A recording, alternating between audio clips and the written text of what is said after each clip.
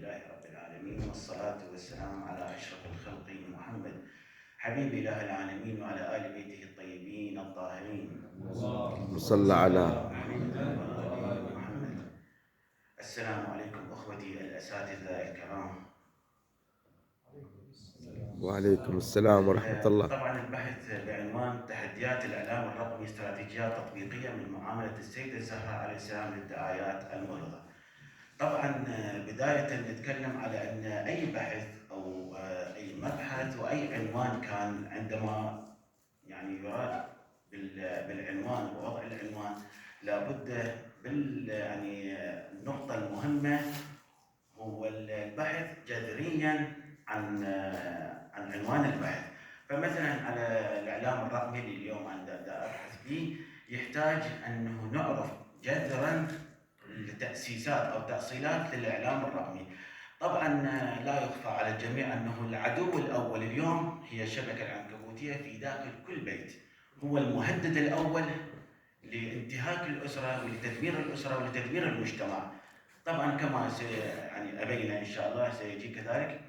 فلا بد من أن نعرف هذا التجذير الإعلام الرقمي شلون حصل، شنو أبعاده، شنو تكوينه. طبعا لما ندخل إلى الإعلام الغربي أو الصفحات الغربية أو الكتب الغربية نجد أنه تأسيسه 1969. طبعا هي مكذوبة، تأسيسه قبل طبعا من 1920 وبعد أقل، يعني لا يخفى أن يكون 1918 وغيره. هذا التأسيس مالته كان مشروعه وهدفه الأول وغايته الأولى أنه إذا صار هجوم نووي أنه يبقى محافظ على نفسه، يبقى محافظ على الشبكة، يبقى محافظ على تفاعله، يبقى محافظ على انتشاره وغير من الأشياء. طبعا بعد ذلك أنه كانت من أهدافهم المهمة أنه أهم شيء الإنسان أنه يكون مرهق ومتعب من عنده ليلا. وهذا هنا ما المشاهدة اليوم أنه التليفونات شغالة إلى طبعا قريب صلاة الفجر، وسبحان الله قبل صلاة الفجر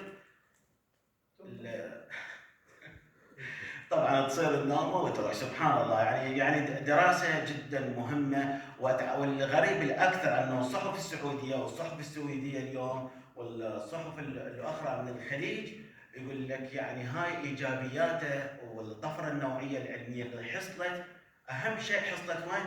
بالإسلام جمعا وكل المذاهب. طبعا هاي طبعا بالأكيد مجاملة ما بعدها مجاملة. القضية الأخرى أنه اليوم الدراسات واليوم القراءات، طبعا ما القراءات والدراسات اليوم المفروض يصير هو الحديث الأول يكون والنظرة إليه أكثر من غير المواضيع الأخرى. ليش؟ لأن هو اليوم هذا التربية اليوم تصير تربية إعلامية بعيدا عن الكتب وبعيدا عن التلفاز، وخاصة الخوارزميات الموجودة. طبعا اليوم الجرائم تصير، يعني أحد الوقائع من الجرائم أنه على غفلة جو دقوا الباب اعتقلوا الابن. ليش؟ لأنه شنو؟ بالمراسلات وبالأفكار هو متراسل وياهم، يعني مفقود إلى المتابعة، فاقد إلى المتابعة الأب من باب الدلال، من باب الاهتمام وغيرها. طبعا الكلام كثير هو. القضية الأخرى أنه من ضمن الأهداف الغربية هي سرعة الانتشار، الاعتماد على سرعة الانتشار وكثافة المعلومات. طبعا أكثر من شركة تعتمد على أنه 1700 خبر في لحظة واحدة في ساعة واحدة ينتشروا. هذا شيء يولد عند البعض اللي متولع بالتليفون، متولع بالتيك توك، متولع بالغير من الشبكات الأخرى أو المواقع الأخرى، أنه تولد عنده مصداقية لهذا الخبر. لذلك اليوم الأخبار يعني مباشرة تتداول. يعني على غفلة يخبرني أحد الأشخاص يقول أخوي شيخنا ترى حزم نفسك للمواد الغذائية، ترى راح يصير هجوم وراح يصير انقلاب وراح يصير مدري شنو. هو لا شيء وماكو أبدا نهائيا. أو غير من المسائل الأخرى اللي تتكون عند العوائل، تتكون بالأخبار وبعيدا عن التلفاز وعن طريق الهواتف النقالة. طبعا من بعد هذا الانتشار راح تكون المصداقية، من بعد المصداقية راح تكون تربية على الكذب.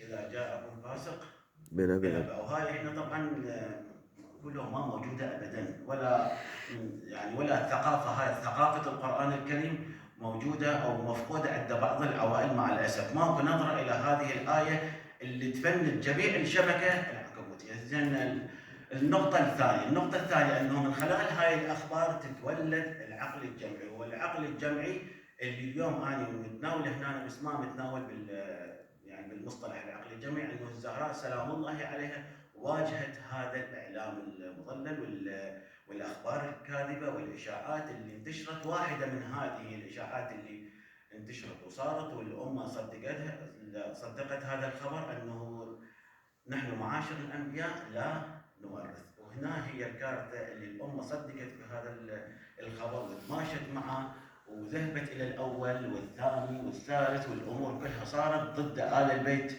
على أنه النبي محمد صلى الله عليه وآله ما يورث الأبناء. فالزهراء عليه السلام بطريقتها وهم بيت أهل النبوة تمكنت من تفند هذا الأمر بأكثر من طريقة، مو طريقة واحدة.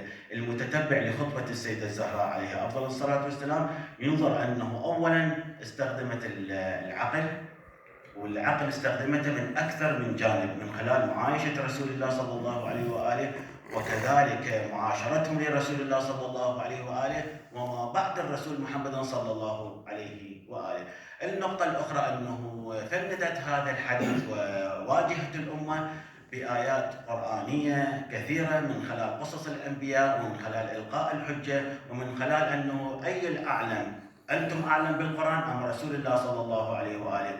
والقضية الأخرى أنه الزهراء سلام الله عليها تكلمت بعاطفة، تكلمت بحنان، والأمر الأخير أنه تكلمت ودققت بقضية مصلحة الأمة ومصلحة الإسلام، وأخبرتهم بما سيكون ما بعد هذا الاجتماع وما بعد هذا القرار اللي حصل. وآخر دعوانا أن الحمد لله رب العالمين، والصلاة والسلام على أشرف الخلق محمد وعلى آل بيته الطيبين الطاهرين.